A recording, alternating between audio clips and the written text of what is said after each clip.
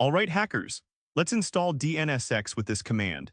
The verbose flag shows us exactly what's happening as Go grabs the latest version from ProjectDiscovery's GitHub repository. Check it out, with just the domain flag, dnsx performs a lightning-fast DNS query to grab the basic A records. Perfect for quick reconnaissance or verifying a domain exists.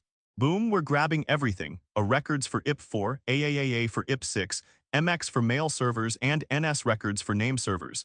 Complete DNS fingerprinting in one shot.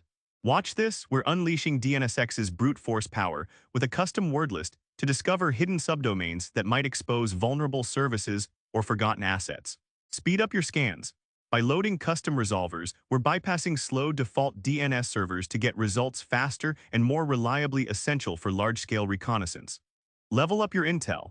The ASN flag reveals which network owns the IP, while CDN detection tells us if they're using services like Cloudflare, crucial for understanding infrastructure. Full recon mode activated. We're pulling all available DNS data, formatting it as clean JSON for easy parsing, and saving it to file, perfect for automated pipelines or reporting. Smart filtering.